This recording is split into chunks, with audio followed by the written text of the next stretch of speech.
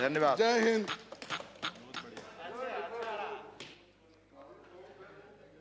माननीय श्री नरेंद्र सिंह तोमर जी, कृषि मंत्री।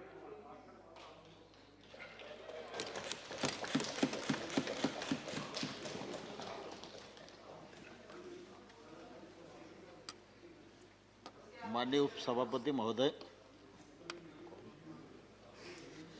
मैं महामहिम राष्ट्रपति महोदय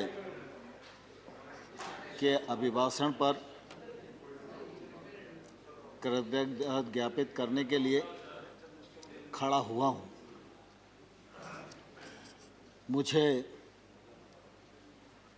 बहुत प्रसन्नता है कि माननीय राष्ट्रपति जी ने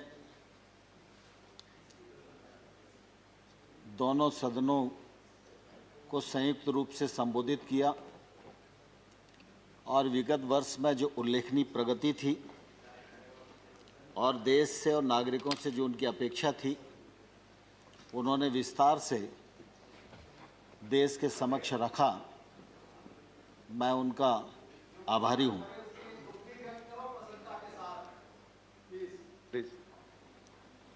हम सब इस बात को भलीभांति जानते हैं कि 2020 हमारा कठिनाइयों का वर्ष रहा है। कोविड-19 का संकट आया, सारी गतिविधियों पर विराम लगा, अर्थव्यवस्था प्रभावित हुई, रोजगार प्रभावित हुए और परिस्थितियां ऐसी थी कि एकदम देश हतप्रभ था। लेकिन मुझे कहते हुए प्रसन्नता है कि हमारे देश का लोकतंत्र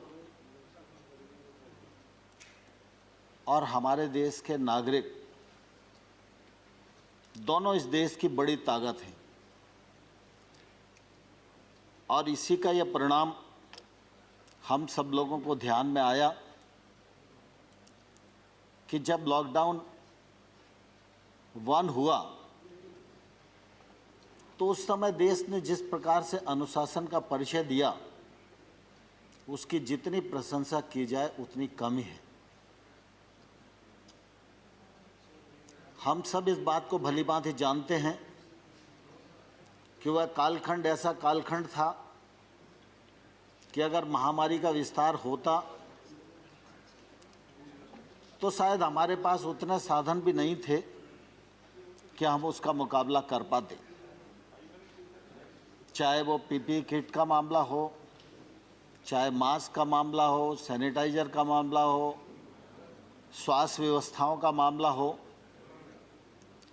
लेकिन प्रधानमंत्री नरेंद्र मोदी जी ने बहुत ही गंभीरता के साथ, साहस के साथ जो निर्णय किए और उन निर्णयों का जिस प्रकार से 100% पालन में राज्य सरकारों ने, नागरिकों ने भूमिका निभाई, वह निश्चित रूप से अविस्मरणीय है। इस दौरान बहुत सारे कोरोना वायरस उनका देहांत भी हुआ, बहुत सारे नागरिक भाई हमसे बिछड़ गए, कई संसद के साथी हमसे बिछड़ गए। निश्चित रूप से उसका भी दुख सारे देश को और हम सब लोगों को है। लेकिन ये भारत के लोकतंत्र और हमारी इन परंपराओं का ही परिणाम है कि प्रधानमंत्री जी के दृढ़ संकल्प और देश की ताकत दोनों ने मिलकर इस पूरी महामारी पर नियंत्रण प्राप्त करने की एक सफलतम कोशिश की।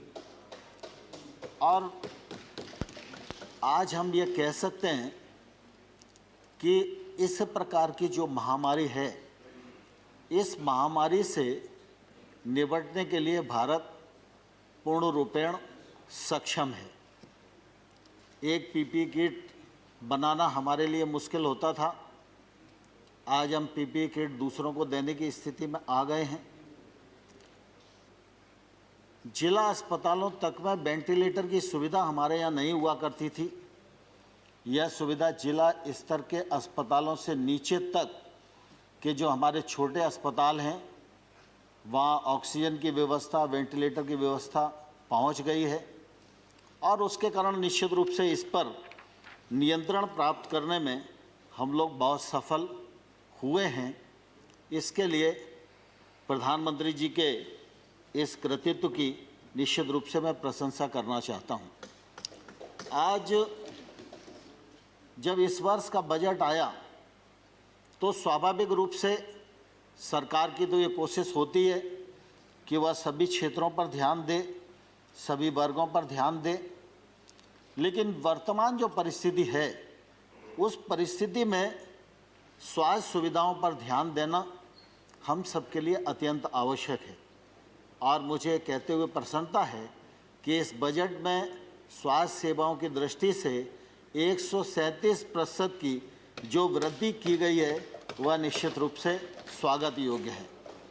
आमतौर पर जब इस महामारी से हम लोग जूझ रहे थे उस समय ऐसा लग रहा था कि वैक्सीन हम पहले बनाएंगे या वैक्सीन दूसरे देश बनाएंगे और वो वैक्सीन हम सबको मिल पाएगी। लेकिन मैं आपके माध्यम से सभी लोगों को यह कहना चाहता हूँ कि हमारे देश के वैज्ञानिकों ने वैक्सीन बनाकर जो देश को देशी उपलब्ध कराई, इसके कारण निश्चित रूप से भारत की ताकत भी बढ़ी है, भारत की प्रतिष्ठा भी बढ़ी है और हमारे वैज्ञानिकों का सम्मान भी बढ़ा है। कोरोना के इस कालखंड में चाहे उस समय दवाइयों को देने का मामला हो और चाहे आज वैक्सीन को देने का मामला हो, भारत दूसरे देशों की भी मदद कर रहा है। यह हम सब भारतीयों के लिए निश्चित रूप से बहुत ही गर्व की बात है। हम सब इस बात को भलीभांति जानते हैं कि प्रधानमंत्री नरेंद्र मोदी जी दूसरी बार बड़े बहुमत के साथ प्रधानमंत्री बने हैं। कई बार यह बात आती है हमारे प्रतिपक्ष के विद्वान वक्ताओं के मुंह से कि भाई आप तो ये कहते हैं कि सब मोदी जी की सरकार ने किया है और बाकी पिछली सरकारों ने कुछ भी नहीं किया। मैं इस मामले में ध्यान दिलाना चाहता हूं और यह कहना चाहता हूं कि इस प्रकार का आरोप लगाना उचित नहीं है। नरेंद्र मोदी जी ने सेंट्रल हॉल के अपने पहले भाषण में, जब उनको नेता पहले कार्यकाल में चुना जा रहा था तब भी, और 15 अगस्त के लाल किले से दिए जाने वाले उद्बोधन में भी उन्होंने यह कहा था जोर देकर कि मेरे पूर्व की जितनी सरकारें हैं उन सब सरकारों का योगदान देश के विकास में अपने अपने समय पर रहा है। और इसलिए इतनी बड़ी लोकतांत्रिक यात्रा और इतना बड़ा देश और उसकी प्रगति, उस मामले में ऐसा सोच न तो नरेंद्र मोदी जी का है और ना ही नरेंद्र मोदी जी की सरकार का है और ना आने वाले कल में रहेगा। लेकिन स्वाभाविक रूप से यह तो सच है कि जो काम नरेंद्र मोदी जी के कार्यकाल में होगा, जिस ऊर्जा से होगा, जिस गति से होगा, जिस पारदर्शिता से होगा, जिस दृढ़ संकल्प से होगा, तो उसका उल्लेख तो हम लोग भी करेंगे और आप भी हाउस में नहीं करोगे, लेकिन व्यक्तिगत बातचीत में तो आप सबको भी एहसास होगा ही कि ठीक हो रहा है। तो इसलिए इस प्रकार का सोच मुझे लगता है उपयुक्त नहीं है। प्रधानमंत्री नरेंद्र मोदी जी की सरकार गांव, गरीब और किसान के लिए पूरी तरह प्रतिबद्ध है और आने वाले कल में भी प्रतिबद्ध रहेगी। मैं गांव से ही अपनी बात को शुरू करना चाहता हूं। आपको ध्यान होगा जब 13वां फाइनेंस कमीशन आया था, उस समय फाइनेंस कमीशन की रिकमेंडेशन के अनुसार मंत्रिपरिषद जो तत्कालीन थी उसने मंजूर किया था कि देश की 2.5 लाख पंचायतों को 65,000 करोड़ रुपया 5 साल में मूलभूत की राशि उपलब्ध कराई जाएगी। मोदी जी की सरकार आई तो 14वें फाइनेंस कमीशन की रिपोर्ट आई। फाइनेंस कमीशन ने रिकमेंड किया कि पंचायतों को 2,292 करोड़ रुपया दिया जाना चाहिए। सरकार बनी थी, स्वाभाविक रूप से सरकार के मन में यह बात रहती कि पैसा अगर हमारे हाथ में रहेगा तो हम ज़्यादा कुछ योजनाएं बना सकेंगे, खर्च कर सकेंगे। लेकिन उस समय मोदी जी ने दोनों रिकमेंडेशन हूबहू स्वीकार की। एक तो ग्राम पंचायतों को 2,292 करोड़ रुपया ग्राम पंचायतों के लिए, और जो राज्यों को 32% दिया जाता था उसके स्थान पर 42%। और मुझे ध्यान है उस समय कैबिनेट में कई लोगों ने अपने अपने विचार रखे थे। तो मोदी जी ने कहा था कि देखिए, गांव का विकास करना है तो पैसा गांव में पहुंचना चाहिए, और केंद्र से ज़्यादा अच्छी पहचान राज्य अपने क्षेत्र की समस्याओं के लिए कर सकते हैं। वो समस्याओं के नज़दीक हैं, निराकरण उनके हाथ में है, और अगर पैसा उनके पास रहेगा तो वो अच्छी योजनाएं बना सकेंगे, और जब राज्य आगे बढ़ेंगे तभी देश आगे बढ़ेगा। इस भावना के अंतर्गत 32 से 42% पैसा उस समय देना स्वीकार किया था। और मुझे कहते हुए प्रसन्नता है कि अब तो 15वें वित्त आयोग की रिपोर्ट भी आ गई है, और 15वें वित्त आयोग ने 2,36,850 करोड़ रुपया ग्राम पंचायतों को देने का रिकमेंडेशन किया है। उसको मंत्रिपरिषद ने स्वीकार कर लिया है। 70,000 करोड़ रुपया नगरीय और ग्रामीण क्षेत्र के निकायों के लिए स्वास्थ्य के लिए देना उन्होंने रिकमेंड किया है। उसमें ग्रामीण निकाय के लिए 43,000 करोड़ रुपया लगभग है। तो ग्रामीण क्षेत्र में अब इन 5 सालों में ग्राम पंचायतों के माध्यम से 2,80,000 करोड़ रुपया व्यय होगा, जिसका परिणाम ग्रामीण विकास के रूप में आएगा। यह मैं आप सबके समक्ष इस समय कहना चाहता हूँ। दूसरा, माननीय सभापति महोदय, ग्रामीण क्षेत्र में हम सब जानते हैं, यहाँ बहुत सारे हमारे साथी बैठे हैं जो गांव में रहने वाले हैं, और गांव में चाहे आबादी के क्षेत्र में हमारा मकान बना हो, चाहे कोई भी संरचना हमने अपने रहने के लिए अपने खेत में बनाई हो, उसका मालिकाना हक किसी के पास नहीं होता था। जो खेती की ज़मीन है हम उसके भूमि स्वामी होते थे, उस ज़मीन पर हम लोन ले सकते थे, उसको गिरवी रख सकते थे, उसका मालिकाना हक हमारे पास था। लेकिन अगर उस ज़मीन पर कोई बिल्डिंग बनी है, उसका हक और मालिकाना स्वतः किसी को भी प्राप्त नहीं था। मुझे कहते हुए प्रसन्नता है कि गत वर्ष पंचायती राज दिवस के अवसर पर हमने प्रधानमंत्री जी को अनुरोध किया और स्वामित्व नामक स्कीम प्रारंभ की, जिसको 6 राज्यों में हम लोगों ने पायलट किया, और लगभग 1,47,000 लोगों को अभी तक मालिकाना हक दिया जा चुका है। और मुझे कहते हुए प्रसन्नता है कि वित्त मंत्री जी ने इस बजट में इस स्कीम को 6 राज्यों के अतिरिक्त अब पूरे देश में प्रभावी कर दिया है, पैसा देना स्वीकार कर लिया है। अब गांव में रहने वाला भी कोई नागरिक जिसका अपना मकान मालिकाना हक का नहीं है, उसको इस योजना के अंतर्गत सर्वे करके राज्य सरकार को अवगत कराया जाएगा। राज्य सरकार उसको मालिकाना हक प्रदान करेगी। अब अगर उसकी ज़मीन से कोई सड़क निकल रही है और उसका मकान प्रभावित हो रहा है, तो शहर की भांति ही उसके मकान का भी आकलन होगा और उसको मुआवजा राशि उसी हिसाब से मिलेगी।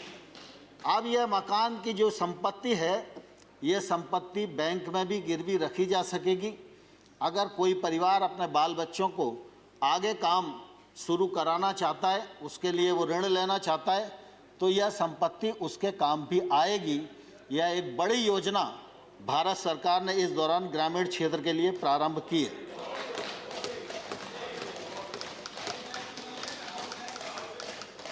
दूसरा, माननीय सभापति महोदय, मनरेगा, यह तो सच है कि आप सबके कार्यकाल में प्रारंभ हुआ।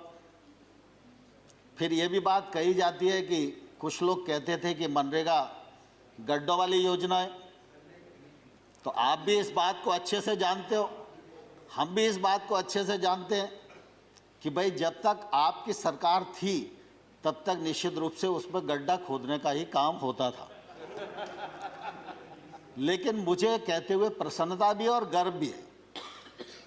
शुरुआत आपने की, लेकिन उस योजना को परिमार्जित हमने किया, और आज मैं यह गर्व के साथ कह सकता हूं कि मनरेगा के अंतर्गत बनने वाली लाखों जो संरचनाएं हैं उनको जियो टैग करने का काम किया।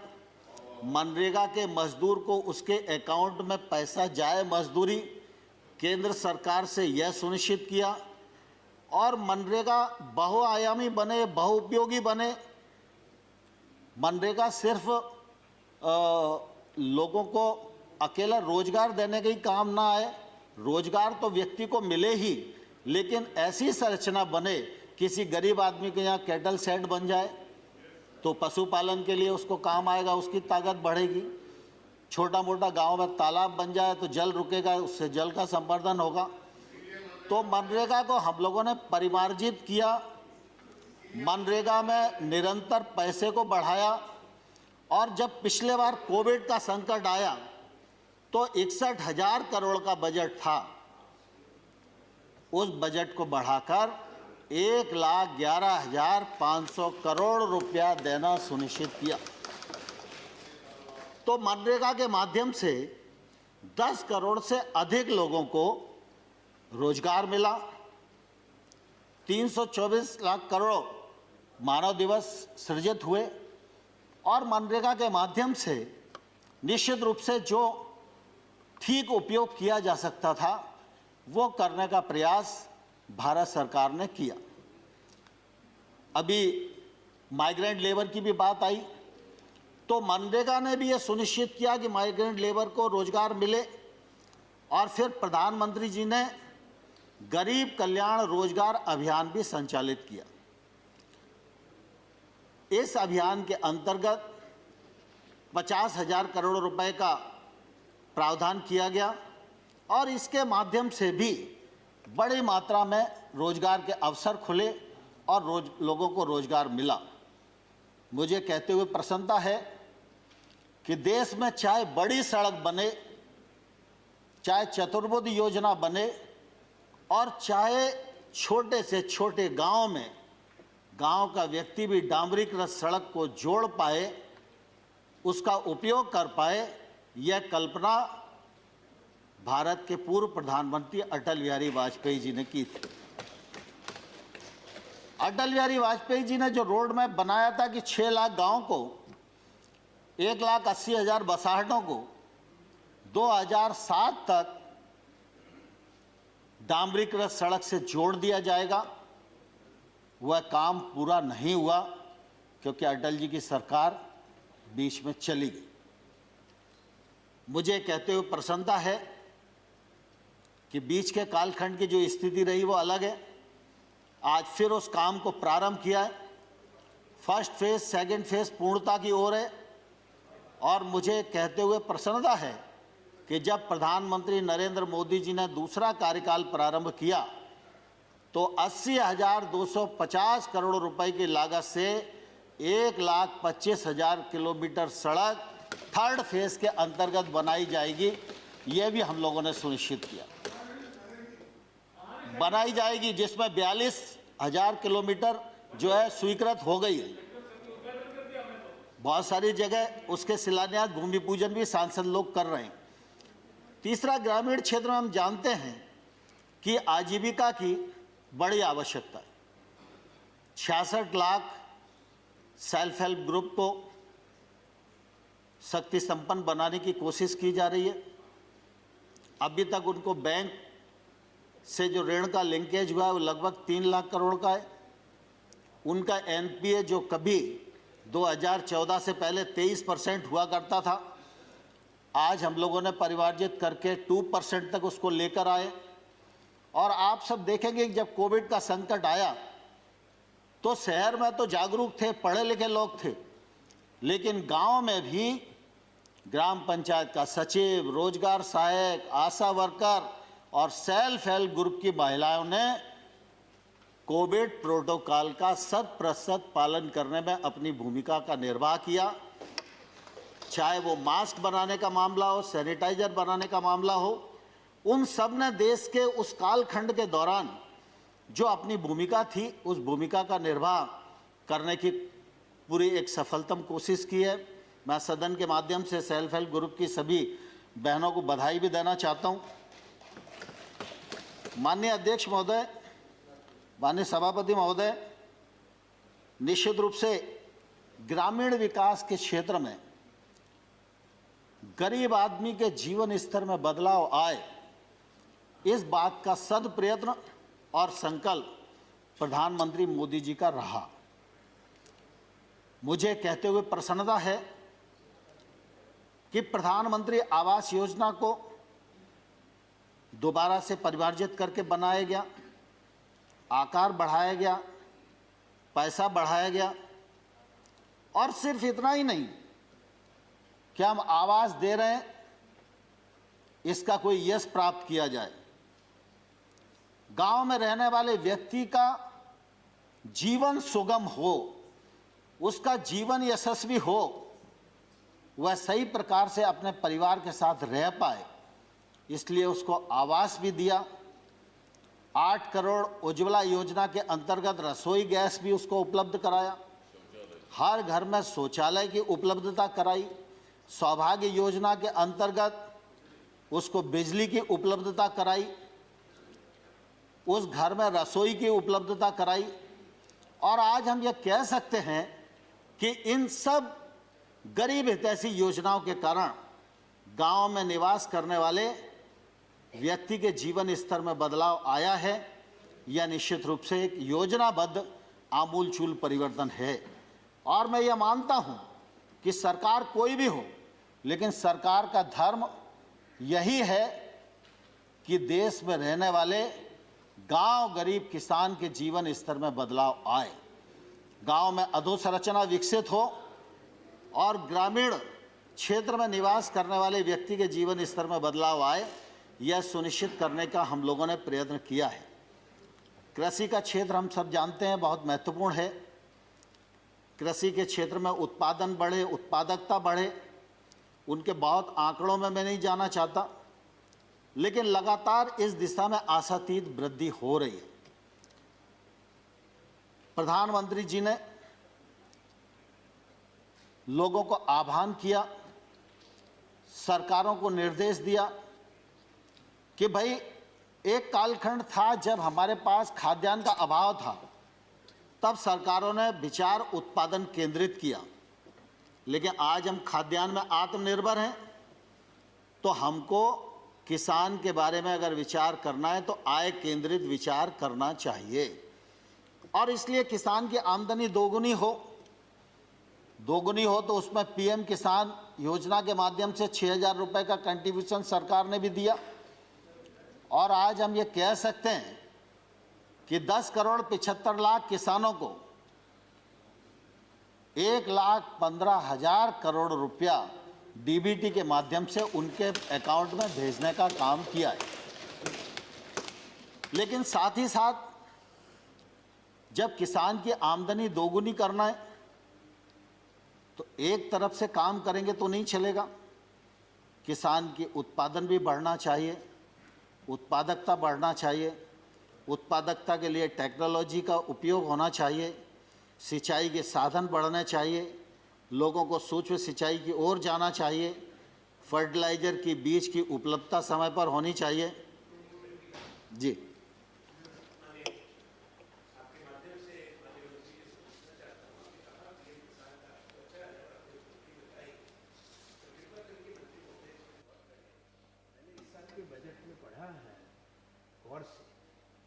10,000 रुपया पीएम किसान में कम किया है, तो इसको 10,000 करोड़, तो कृपा करके जरा उसमें वित्त मंत्री से बात करके इसमें आज के समय में जब इतने बड़ा उत्पादन हो रहा है इसको कम करना उचित है। आनंद जी ने बिल्कुल वाजिब बात की ओर ध्यान दिलाया है, लेकिन मैं उनको स्पष्ट करना चाहता हूं कि जब पीएम किसान योजना का सृजन हुआ उस समय एक अनुमान लगाया गया कि देश में 14.5 करोड़ किसान होंगे। तो 14.5 करोड़ किसानों के हिसाब से 75,000 करोड़ रुपए का प्रावधान किया गया था। अभी लगातार कोशिश करने के बाद भी 10 करोड़ 75 लाख किसान ही रजिस्टर्ड हो पाए।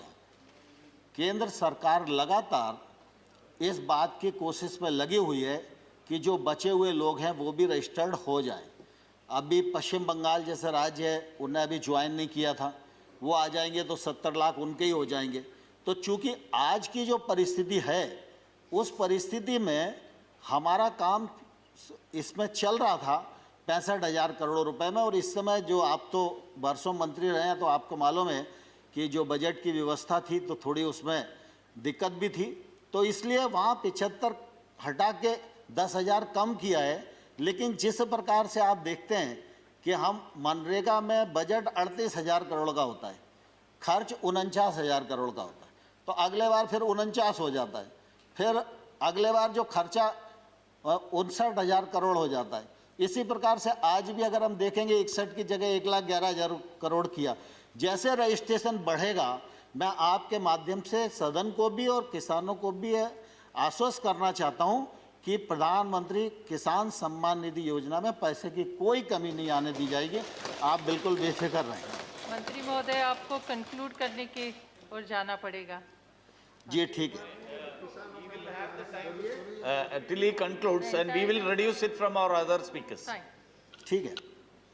दूसरा, माननीय सभापति जी, हम सब इस बात को भलीभांति जानते हैं कि यूरिया की किल्लत किसानी के समय हमेशा होती थी। आप भी नीम कोटिंग करना चाहते थे लेकिन उस समय नहीं हो पाया, लेकिन नीम कोटिंग किया, उसके कारण फर्टिलाइजर की उपलब्धता बढ़ी, सूक्ष्म सिंचाई की दृष्टि से रकबा बढ़ा। देश में 86% छोटा किसान है। छोटे किसान का रकबा छोटा है, उसके पास निवेश करने के लिए साधन नहीं है। अगर कोई रिस्क लेकर वो महंगी फसल की तरफ जाए तो मार्केट का लिंक उसके पास नहीं है, और वो 86% किसान वस्तुस्थिति है कि एमएसपी का भी लाभ नहीं उठा पाता है। और इसलिए सरकार ने ये कोशिश की कि हम 10,000 नए एफपीओ बनाएंगे, और 10,000 नए एफपीओ को हम 6,850 करोड़ रुपया खर्च करेंगे। 5 साल में उनको स्ट्रेंथन करेंगे। छोटे छोटे किसान 300 की 500 की संख्या में मिलकर एक एफपीओ के साथ जुड़ें तो उनका रकबा भी बढ़ेगा, उनका उत्पादन भी बढ़ेगा, वो टेक्नोलॉजी से भी जुड़ सकेंगे, और उनके उत्पादन का वॉल्यूम भी ज़्यादा होगा तो वो अपने उत्पादन का वाजिब मूल्य के लिए बार्गेनिंग भी कर सकेंगे। इसलिए एफपीओ का एक बड़ा संसार खड़ा करने का काम इस देश में हम लोग कृषि के क्षेत्र में आरंभ कर रहे हैं। आप सब ने यह भी ध्यान दिया होगा कि एक तरफ किसान को एमएसपी लागत पर 50% मुनाफा जोड़ के दिया जाना शुरू हुआ है, वहीं दूसरी तरफ अगर देखेंगे तो 1 लाख करोड़ रुपए का इंफ्रास्ट्रक्चर फंड भी खेती के क्षेत्र में आत्मनिर्भर पैकेज के अंतर्गत दिया गया है। सिर्फ खेती के लिए नहीं, फिशरीज के लिए 20,000 करोड़ रुपया, एनिमल हस्बेंड्री के लिए 15,000 करोड़ रुपया, हर्बल खेती के लिए 4,000 करोड़ रुपया, फूड प्रोसेसिंग के लिए 10,000 करोड़ रुपया। ऐसे ये कोशिश की गई है कि खेती में जो निवेश की जरूरत है वह निवेश खेती तक पहुँचे। हम सब गांव के रहने वाले लोग हैं। आज वेयर हाउस या कोल्ड स्टोरेज कोई भी संरचना दिखाई देती है तो वो जिला स्थान या बड़ी मंडी के आसपास दिखाई देती है। कोई भी 80 किलोमीटर दूर रहने वाला किसान अपने उत्पादन को 80 किलोमीटर लेकर आके वेयर हाउस में रखे और 2 महीने तक वो फसल को रोके, ये उसकी हैसियत नहीं है। ये जितनी भी संरचनाएं बनी हैं, इन संरचनाओं का उपयोग किसानों के लिए नहीं हो पाता, क्योंकि लगभग ये संरचनाएं व्यापारियों के लिए है या सरकारी गोदाम। किसान वेयर हाउस का उपयोग कर सके, किसान कोल्ड स्टोरेज का उपयोग कर सके, इस दृष्टि से ये इंफ्रास्ट्रक्चर नीचे तक पहुँचे और इस गैप को भरा जा सके, और इसके माध्यम से सरकार पूरी कोशिश कर रही है कि किसानों के जीवन में बहुत अच्छा बदलाव आए। हम सब जानते हैं कि फल हो, तरकारी हो, ये कुछ फसलें ऐसी हैं जल्दी नष्ट हो जाती हैं और इनको उपयुक्त बाजार नहीं मिल पाता। कौन सोच सकता था कि रेल से फल और सब्जी जाना शुरू हो जाएगी। 100 किसान रेल प्रारंभ की गई हैं, जो एक तौर से चलता फिरता कोल्ड स्टोरेज है। रोज जा रही हैं, आ रही हैं, और किसान का जो उत्पादन है वो एक स्थान से दूसरे स्थान तक जाकर किसान को उचित मूल्य दिलाने में मदद कर रहा है। किसान उड़ान योजना के अंतर्गत आज त्रिपुरा का पाइनएप्पल दूसरे देशों में भी जाकर अच्छी कीमत प्राप्त कर रहा है, जिसका फायदा निश्चित रूप से किसान लोगों को हो रहा है। यह हम सब लोगों के लिए निश्चित रूप से प्रसन्नता की बात है। Honorable Minister, I just want to bring to your notice that your assigned time is over, but you can take time as per the other. पाँच मिनट में खत्म करता हूँ। दूसरा आम तौर पर हम जानते हैं कि किसान गांव में रहता है, गरीब है, तो किसान को बुढ़ापे में सहारा मिल जाए, इसलिए किसान पेंशन योजना, किसान मानधन योजना, जिसमें 21 लाख किसान जुड़ चुके हैं 60 वर्ष की आयु के बाद, उनको 3,000 रुपया मासिक पेंशन मिलेगी। यह सुविधा भी सरकार की तरफ से आरंभ की गई। आपदा के समय ये नियम रहता था कि 50% से अधिक अगर लोग आपदा से प्रभावित होंगे तो ही सरकारी मदद उन्हें मिलेगी। इसको घटाकर 33% किया। इसका भी फायदा निश्चित रूप से किसान को और किसानी को मिलने वाला है। अब मैं एक जिक्र करके अपनी बात को पूरा समाप्त करूंगा। सामान्य तौर पर 3 कृषि सुधार कानूनों की बात इस समय ज्वलंत मुद्दा है, लेकिन मैं धन्यवाद देना चाहूँगा प्रतिपक्ष के सभी मेंबर्स को भी। उन सब ने किसान आंदोलन पर भी चिंता की। किसान आंदोलन के लिए जो सरकार को कोसना आवश्यक था उसमें भी कोई कंजूसी नहीं की और कानूनों को काले कानून भी जोर देकर कहा। लेकिन मैं आजाद साहब और आनंद भाई आपको बताना चाहता हूं कि मैं किसान यूनियन से भी 2 महीने तक यही पूछता रहा कि कानून में काला क्या है, एक मुझे बताओ तो मैं उसको ठीक करने की कोशिश करूं। लेकिन मुझे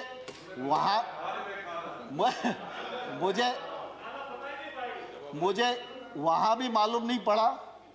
और जब प्रतिपक्ष के मेंबर्स ने भी, दीपेन भाई आपका भी भाषण मैंने सुना, तो मैंने गौर से सुना कि कानून खराब है, कानून को रिपील कर दीजिए, वो हो ही जाएंगे, और ऐसा वैसा सब लोगों ने अपनी बात की और करना भी चाहिए उन्हें। लेकिन कानून के प्रावधान को ये किसान के प्रतिकूल है, यह कम से कम किसी ने बताने की कोशिश नहीं की। No, please, no interference. मैं सर आपके सामने ही बैठा हुआ था। दूसरा, मैं सभापति महोदय आपके माध्यम से आग्रह करना चाहता हूं कि हम लोगों ने ट्रेड एक्ट बनाया। ट्रेड एक्ट में ये प्रावधान किया कि एपीएमसी के बाहर जो एरिया होगा वो ट्रेड एरिया होगा। वो किसान का घर भी हो सकता है, वो किसान का वेयर हाउस भी हो सकता है, उसका खेत भी हो सकता है। कोई भी व्यक्ति किसी भी स्थान के लिए किसी भी कीमत पर किसान वहाँ से अपने उत्पादन को बेच सकने के लिए स्वतंत्र है, ये हमारा एक्ट इजाज़त देता है। एपीएमसी के बाहर अगर कोई ट्रेड होगा तो उस पर किसी भी प्रकार का ना तो राज्य का टैक्स लगेगा ना केंद्र का टैक्स लगेगा। अब एपीएमसी के भीतर राज्य सरकार का टैक्स है, एपीएमसी के बाहर केंद्र सरकार का एक्ट है। केंद्र सरकार का एक्ट टैक्स को खत्म करता है और राज्य सरकार का जो एक्ट है वो टैक्स देने के लिए बाध्य करता है। तो मैं आपके माध्यम से किसानों को भी पूछना चाहता हूं और विशेष रूप से पंजाब के किसानों को भी पूछना चाहता हूं। उनके यहाँ थोड़ी परिस्थितियां अलग हैं, आड़तिया का कमीशन अलग है, बाकी सब चीज़ें अलग हैं, लेकिन हमने टैक्स को फ्री किया और राज्य सरकार टैक्स ले रही है। तो जो टैक्स ले रहा है और लगा रहा है और बढ़ा रहा है, आंदोलन उसके खिलाफ होना चाहिए या जो टैक्स फ्री कर रहा है उसके खिलाफ होना चाहिए? लेकिन अब देश में उल्टी गंगा बह रही है और मैं सभापति महोदय आपके माध्यम से किसान बंधुओं को भी कहना चाहता हूं और प्रतिपक्ष के मित्रों को भी कहना चाहता हूं, भारत सरकार नरेंद्र मोदी जी का नेतृत्व पूरी तरह किसानों के प्रति प्रतिबद्ध है, किसानों के प्रति समर्पित है। किसान आंदोलन के लिए हम लोगों ने लगातार उनको सम्मान देने की कोशिश की है, 12 बार ससम्मान बुलाकर बातचीत की है, एक शब्द भी हमने उनके बारे में इधर उधर नहीं बोला, संवेदनशीलता के साथ विचार किया है। लेकिन हमने ये जरूर कहा है कि आप प्रावधान में कहाँ गलती है विनम्रतापूर्वक हमारा ध्यान आकर्षित करिए।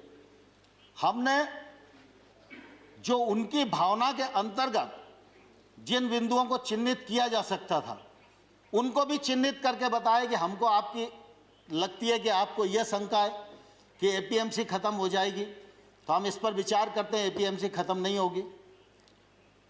हमने एक के बाद एक उनको प्रस्ताव देने का भी प्रयत्न किया, लेकिन मैंने साथ में यह भी कहा कि अगर हम भारत सरकार किसी भी संशोधन के लिए तैयार है, इसके मायने ये नहीं लगाना चाहिए कि किसान कानून में कोई गलती है, लेकिन किसान आंदोलन पर है।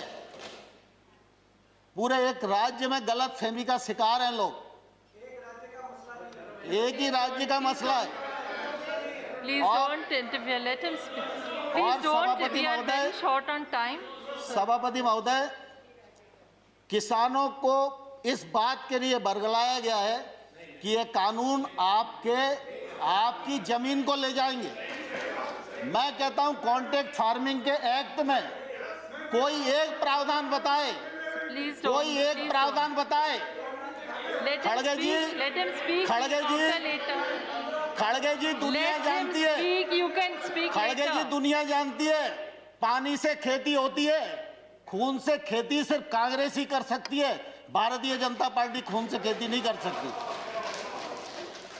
और इसलिए मैं सभापति महोदय आपके माध्यम से कहना चाहता हूं, कॉन्ट्रैक्ट फार्मिंग एक्ट का कौन सा प्रावधान है जो प्रावधान किसी भी व्यापारी को उस किसान की जमीन छीनने की इजाजत देता है?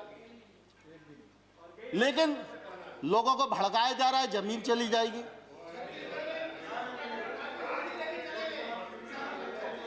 No, no, please, no comments from either side. No comments, please. Let the honorable minister speak. जहां पर भी एक्ट में अगर कॉन्ट्रैक्ट फार्मिंग का प्रावधान किया है, कॉन्ट्रैक्ट मूल्य का प्रावधान किया है, कॉन्ट्रैक्ट मूल्य से फसल का मूल्य बढ़ेगा सीजन पर तो उसका बोनस के रूप में हिस्सा किसान को मिलेगा, ये प्रावधान किया गया है। और किसान इस एक्ट से कभी भी बाहर हो सकता है, व्यापारी कभी भी बिना पैसे दिए इस एक्ट से बाहर नहीं हो सकता। और मैं सभापति महोदय आपके माध्यम से कहना चाहता हूं, पंजाब सरकार का कॉन्ट्रैक्ट फार्मिंग एक्ट उठाइए, हरियाणा सरकार का कॉन्ट्रैक्ट फार्मिंग एक्ट उठाइए, और वो तो हुड्डा जी के समय ही पारित हुआ था, और आज अरे Please,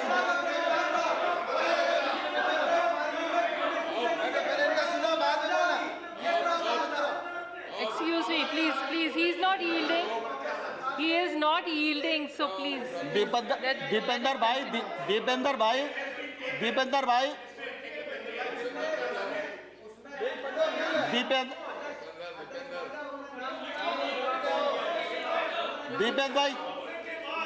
भाई प्लीज, अरे मुझे स्पष्ट तो करने दीजिए। You still मुझे have a स्पष्ट तो करने member, दीजिए। you can speak. You can reply नहीं later. नहीं, आपका नहीं लिया मैंने। माननीय सभापति महोदय, मैं स्पष्ट करना चाहता हूं कि इन राज्यों के अभी लगभग 20-22 राज्य ऐसे हैं जिसमें कॉन्ट्रैक्ट फार्मिंग ने के लिए नया एक्ट बनाया है या उन्होंने एपीएमसी में शामिल किया है। नहीं नुक्स अरे We are already very tight on time. Dipendra भाई And let him finish. You still have a member to speak. He can reply in that. Honorable Minister, please continue. Honorable Minister, please continue. Rule 6 में APMC में amendment हुआ हरियाणा में, मगर उसके साथ-साथ ये प्रावधान बना कि अगर एमएसपी से नीचे कोई प्राइवेट कंपनी अगर कॉन्ट्रैक्ट फार्मिंग में खरीद सकती है तो कानूनी कार्रवाई और सजा होगी। आप सजा का प्रावधान करेंगे। ठीक है दीपेंद्र भाई, आपकी बात आ गई, लेकिन मैं कुल देखिए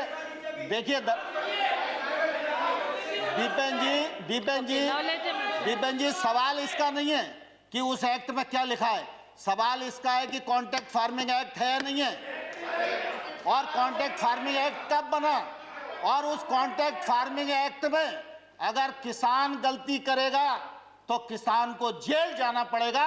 ये प्रावधान पंजाब के एक्ट में है, और ये पंजाब सरकार के एक्ट में है, और जो भारत सरकार ने एक्ट बनाया है उसमें किसान कभी भी बाहर हो सकता है। आप झूठ बोलेंगे तो हम सुनेंगे नहीं। देखिए सजा जेल का प्रावधान। Honorable member. दीपेंद्र जी मैं ये एक्ट बता सकता हूँ आपको, पंजाब सरकार का एक्ट बता सकता हूँ। पंजाब सरकार के एक्ट में किसान को जेल जाने का प्रावधान है, और अगर वो नहीं देगा तो 5 लाख रुपए तक का जुर्माना का भी प्रावधान है।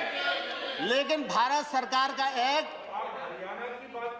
कि किसी और एक्ट की बात कर रहे हैं? नहीं, मैं पंजाब की बात कर रहा हूँ। हाँ, कॉन्ट्रैक्ट फार्मिंग मैंने कहा पंजाब सॉरी, आप हरियाणा। पंजाब की बात कर रहे हैं, हरियाणा की बात कर रहे हैं, तो ये कंफ्यूज तो बोल रहे हैं।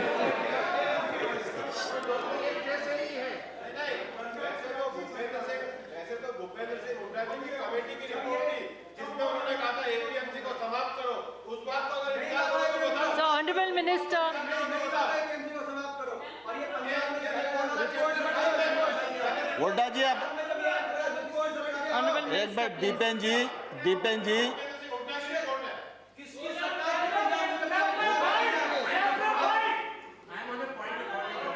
Yes, sir. To be made to a person और state or a state Under which and the rule? individual person Under which rule is are not you present putting up here. the point of order? and about a report Sarbaji, under which is neither an official report nor a government report. So those Under which references must be- rule, Sharma ji, are you making the point of order? Dipendra ji Hasn't given the Dipendra ji rule. Please, Dipendra ji please. Honorable Minister, please sit. Please sit, let him speak. देखिए ये Honorable contract member. Farming act Honorable member. और ये trade act, ये सब हुड्डा जी की recommendation के कारण आए।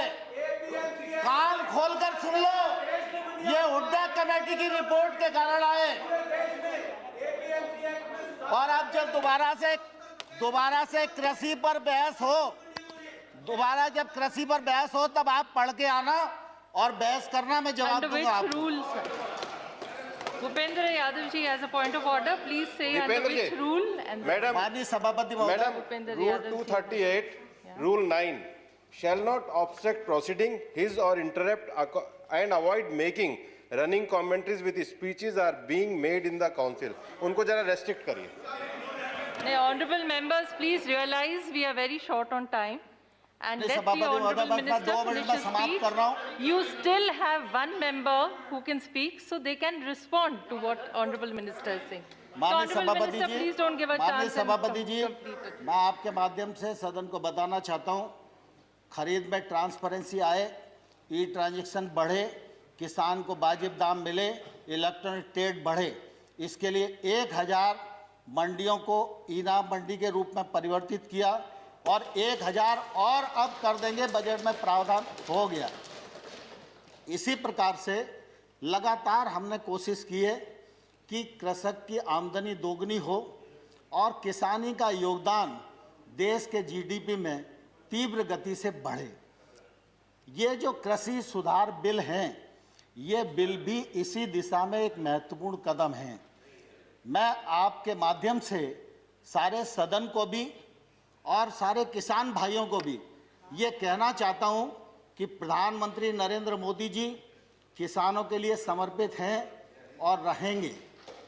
नरेंद्र मोदी जी ने कृषि सुधार बिल जो लेकर आए हैं, वो किसान के जीवन में क्रांतिकारी परिवर्तन लाने वाले हैं, किसान की आमदनी बढ़ाने वाले हैं और देश आगे बढ़े, गांव आगे बढ़े, किसान आगे बढ़े और देश का इकबाल पूरी दुनिया में बुलंद हो, इस उद्देश्य के साथ मोदी सरकार इस देश में काम कर रही है।